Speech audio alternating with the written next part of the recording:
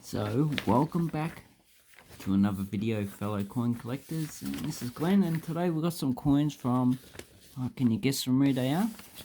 I'll give you a guess. It says Fiji here, so can you guess which country they're from?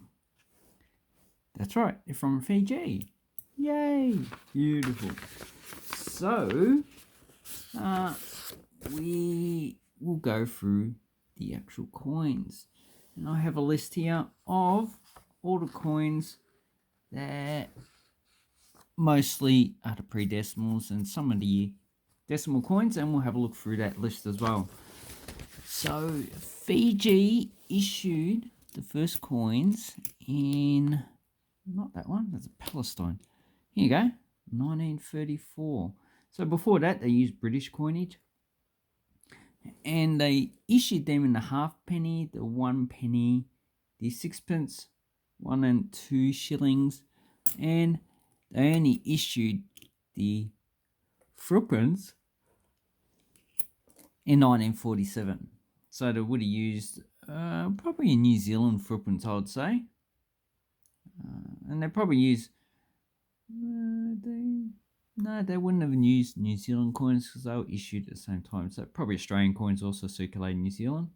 So here we have 2 threepence, one from the UK, 1942. So this probably would have circulated because the 2 coins are the same size.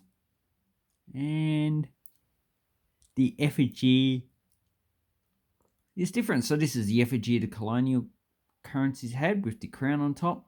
And the ones that were independent, like Canada, New Zealand, Australia, used the bareheaded effigy of King George VI. And this one has a native cut on it. Looks quite nice, 1950. So a lot of these coins are low mintage. Like this one from 1950 had a mintage of 450,000. So quite low, but also inexpensive. And it's the same with most of Fiji's pre-decimal coins. So here we have the halfpenny and we have 1 penny coin. So the halfpenny in 1951 had a mintage of 115,000. So quite a low mintage coin. If that was an Australian coin for 150,000, in this condition, it probably costs $200 or $300. But because it's a Fijian coin, it's actually very low in value. Then we have the 1934 with 480,000. Then we have the 1936. And the thing about this 1936 coin is if we turn it over, as you can see, it's in extremely fine condition, almost uncirculated. But how you get the detail is the crown. So this is probably almost uncirculated. Very high grade coin. This is from Edward VII, Edward VIII, should I say. But he didn't issue any coins with an effigy. They just all have his name on it. So that is one of the 2 1936 coins. Then you got George V had 250,000. And Edward VIII had 120,000. So this is a pretty low mint coin. Once again, in Australia, in this condition, a coin with 100,000 issued, talking about pre-decimals, would have a value of a few $100s because not many of them were kept in this grade. But this is Fiji, so Fiji, you're probably talking about a few dollars, probably $20 or $30 for that one. And then we have 1937, mintage of 360,000. And 1943, so 42 and 43 were made of brass because copper and nickel, they didn't have enough nickel, so they just replaced with brass. But they're $1 million, and they're the highest minted penny coins issued by New Zealand. Then we have 1954 with 511,000. And if you look at the brass, you can see this has S because they were minted in San Francisco. And if we look at the 1937, So they're all the same design, just different metals. And it says George VI, King and Emperor, and you can see that's probably in very fine condition. Probably very fine condition. That one's probably EF condition. So they're all pretty much low mint coins. Then we have the two Florin coins and the rest of these coins that we have here.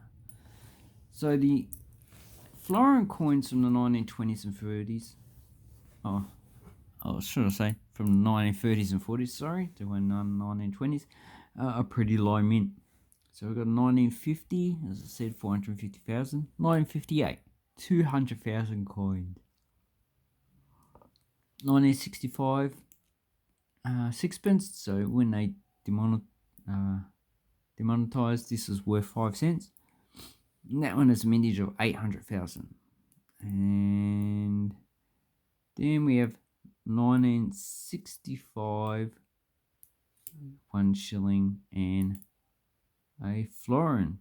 So this one has a mintage 800,000 as well. This one has a mintage of 400,000. So it's also very small. And before 1943, they were silver, 50% silver. But in the case of the 1942 and 43 Florins, minted in the United States, are 90% silver. So the United States must have got a bit mixed up in there. And this one is in pretty good condition, so worth a few dollars. That has the coat of arms. This one has a indigenous boat. Has Queen Elizabeth II. So this is the effigy that was used on the colonial coin. So Hong Kong coins. I do have a Hong Kong $1. I've got quite a few actually. So this is a Hong Kong $1, 1960. Has the effigy. And this one is still used on the coins of Belize. So that's in the Americas. So just remember when you're doing or looking at coins. Here's Elizabeth II coin. Damn. Come on, baby. So this effigy was used by those that were given independence. It has a lamination floor. And this one was used by the colonial, so ones that are still run by the British. And I'd say these ones are home rule, so they were self-governing, and these ones were not self-governing. So that's the difference. And let's look at the decimal coins. So here we have the earliest decimal coins. So we have the 1, 2, 5, 10, 20, and 50 cent. So the 1 to 20 cent were first issued in 1969. Most of these have a few million, but when you get to the 10 cent, a lot of the mintages of the 70s start to go under a million. And that's the same with the 20 cent coin. So I have a 1987 10 cent coin. So this is under a million. It has a mintage of 740,000. So this is, in the future, this will probably be a harder coin to get in coin lots because of the lower mintage. And then we have the 20 cent coin. So the lowest mintage is 1977 with 200,000. And this one has a sperm whale tooth, so it's a sperm whale tooth there. And 81, this like has about 1.2 million. This is in pretty good condition, very collectible. Then we have 1987. This one has a mintage of 360,000, so pretty low mint. And the population of Fiji is just now hitting a million mark, so now a lot of the coins would have a few million minted per year that they actually mint coins.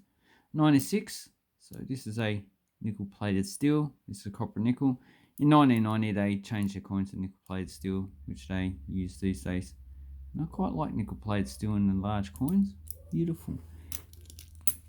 And this is a club. What do they call this club?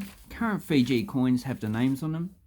So this one is called the Ula Tava, a throwing club. I think that's the name of it anyway. Then we have a drum of the 5 cent. So these all have a few million minted each. This one seems to have doubling on the side. Looks like it. And 87. So not really low mint, but when you compare it to Australian coins they are. And then there's this one. This one has looks like a bit more of an error. So there are problems with that coin. And this is fine not coarse reading, and then you got fine reading. So that indicates that they were different mints. Then you got a fan for the 2 cent. In the 1 cent we have a tanawa for serving kava. And in 1975 they issued a 50 cent coin, which is the same size as the Australian 50 cent coin. So here's the Australian one. So there you go. Same effigy, 1975, 75. And this one only has a mintage of 1 million. So not really a high mint coin. And then we have 2 other coins. So we have a 1986, and this only has a mintage of 160,000. And a 1990, so the first year of the nickel plated steel, and this has a mintage of 800,000. So as you can see, these are quite low minted coins. And then in 95 they issued a $1 coin.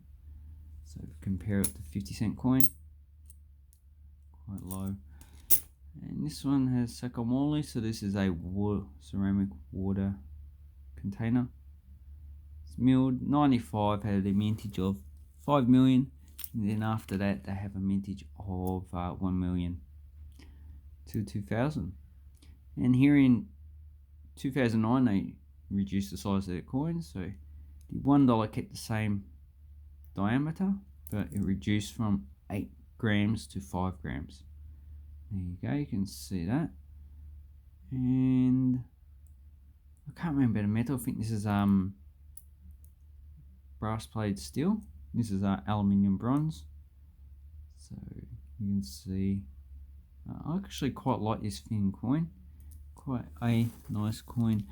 And then we have the smaller 10 cent coin, 99. And if you compare it with the larger 10 cent coin, you can see the difference. So quite nice. A lot of these decimal coins are really only worth $1 or $2 each, even in uncirculated condition. Then we have the 50 cent coin and the $2, which are similar in size. And this one has Elizabeth II. And in 2012 they removed Elizabeth II from their coins because they were a republic from 1987 anyway. So the highest denomination is $2. This has a Spanish flower design. It has tanawa, the same that's on the 1 cent.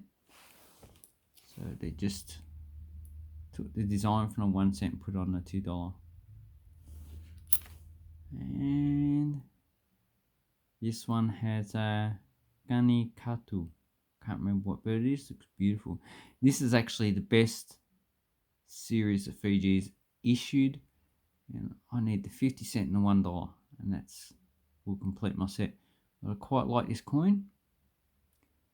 It is a very lovely coin, I'd say.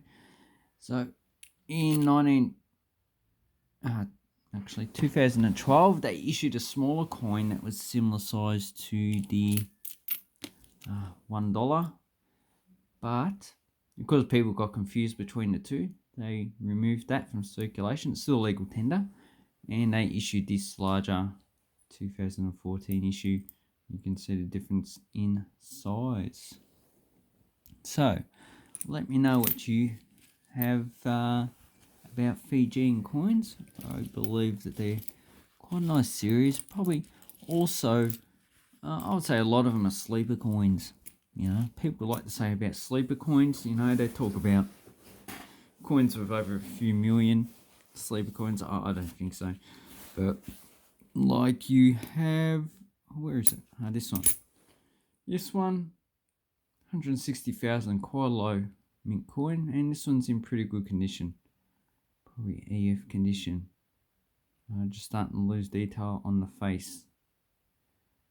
So this is a pretty underrated coin series with a lot of low mint coins. And it's not the only one. So anyway, here's where I'll leave the video. Leave a comment down below and I'll try and answer it. And also have an awesome coin and banknote collecting time. Pacific Islands is one of those countries that I recommend you should collect because the coins are nice and, well, they're just a nice place to visit anyway. Thank you very much and goodbye.